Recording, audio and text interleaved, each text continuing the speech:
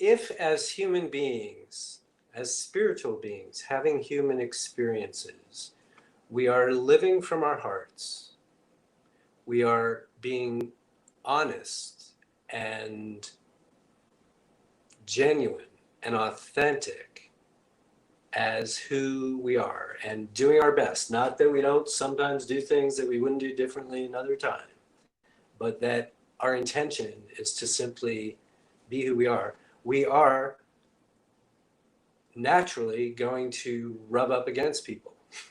We are going to bump into people. We are going to um,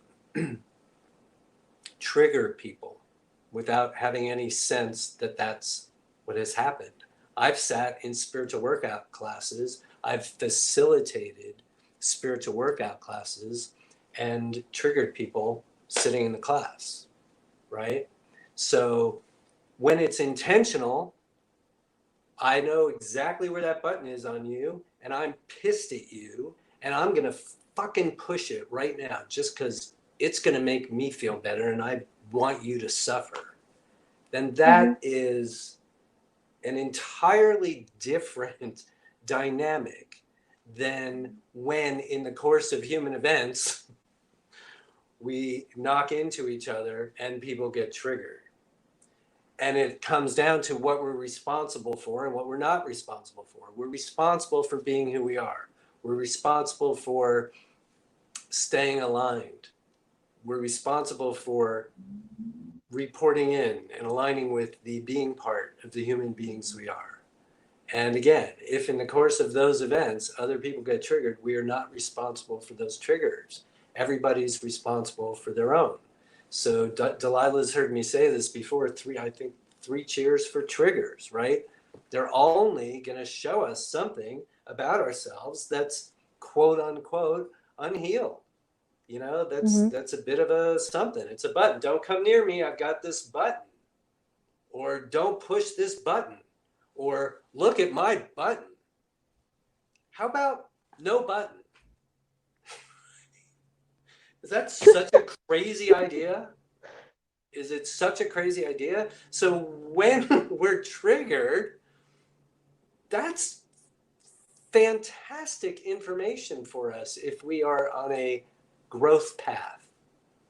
It really is. It's up to us how and when we deal with it. But if the objective somehow is to move through life without ever being triggered by anybody, then we're abdicating responsibility for our entire experience. Yeah, like all I ask is that I'm in relationships where like we communicate through that.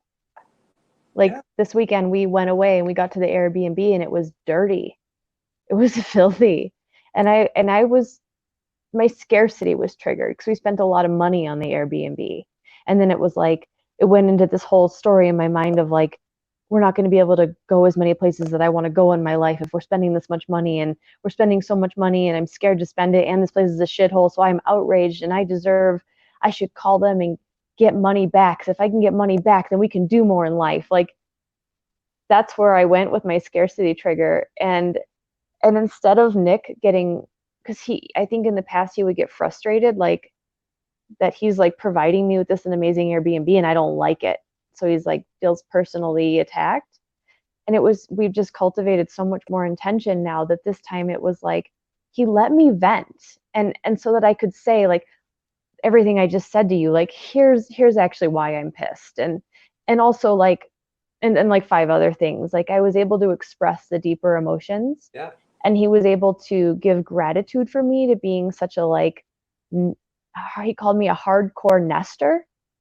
And like for taking care of him, for wanting us to have a good place to stay. And so it was just like this whole different experience of like allowing me to be triggered and then allowing me to like be vulnerable and speak through what was really going on. And then we move on and we drop it and we love and support each other. It was like it looked totally different than it could have in the past. And I think that's what I was going for with this friend today, where I was like, I see your button and I don't like living under buttons. So what's going on with this button?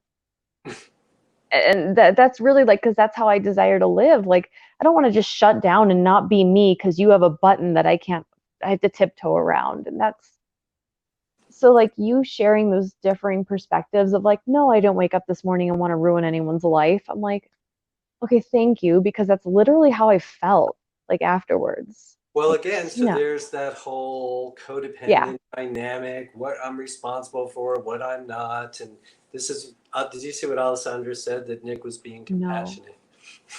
yeah, He yeah, was.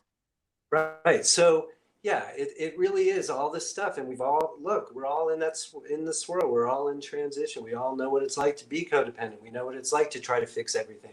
We know what it's like to, um, take yeah. responsibility for things that we're not responsible for. And here we're learning, and hopefully in other places, to just not do that anymore, and to notice how good it feels when we let that go, and Brand new muscle to be like, I don't like this. I'm leaving. I'm not responsible for you.